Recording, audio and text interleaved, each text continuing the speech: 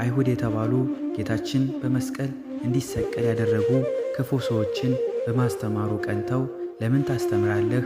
ለምንስ ክርስቶስን ስም ትጠራለህ? እያሉ ተቃወሙት። እርሱ ግን በትሕትና ሆኖ ከስህተት መንገዳቸው እንዲመለሱና በማስተዋል እንዲጓዙ ይመክራቸውም ጀመር። በአንድ ወቅትም ናዖስ የተባለ ጠንቋይ በምታት ሰዎችን እያሳተ ሳለ ቅዱስ እስጢፋኖስ ከዚህ ባዕድ አምልኮ እንዲመለሱና በእግዚአብሔርም እንዲያምኑ አስተምሮ ምዕመኑን ወደ ክርስትና እምነት አመጣቸው።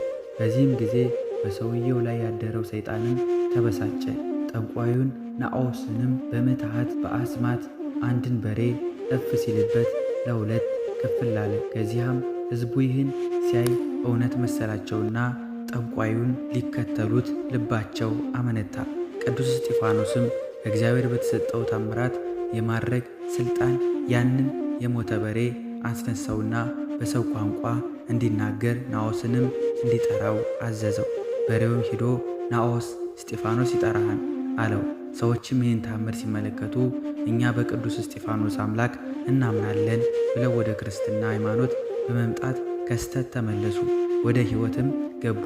ጌታችን አስቀድሞ በትምህርቱ በእኔ የሚያምኑ እኔ የማደርገውን ያደርጋል በማለት እንደገለጸው የተለያዩ ታምራትን ያደርግ ነበር። ከዚያም በዚህ ቀኑበት። የሐሰት ክስና ባልሰራውም ጥፋት ሰደበን፣ የሙሴ ኦሪት ሕግን ሻረ በማለት ከሰሱት።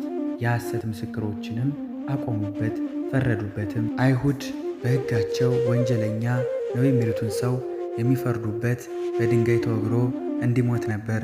ቅዱስ እስጢፋኖስም ላይም ይህን ፍርድ ፈረዱበት። እውነትን በማስተማሩ ስለ ክርስቶስ በመመስከሩ ጠንቋዮችን፣ ሐሰተኞችን በመቃወሙ ወንጀለኛ ነው፣ ሕጋችንም ተላልፏል፣ ሰድቦናን በማለት በድንጋይ ተወግሮ እንዲሞት ፈረዱበት። ከዚያም ከከተማዋ በስተ ውጭ አውጥተው ድንጋይ እያነሱ ይወግሩት ይደበድቡትም ጀመር። በጣም ብዙ ድንጋዮችንም ተከመሩበት። የሚገርማችሁ በድንጋይ እየወገሩት እየፈነከቱት ሲያደሙት፣ እርሱ ግን ስለ እነርሱ ይጸልይ ነበር።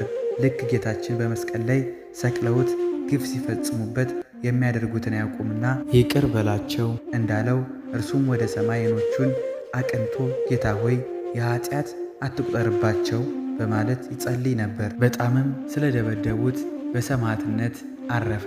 ይህም የሆነው በተወለደበት ጥር 1 ቀን ነው። አምላከ ቅዱስ እስጢፋኖስ በረከቱን ያድለን፣ አሜን። ቸር ይግጠም።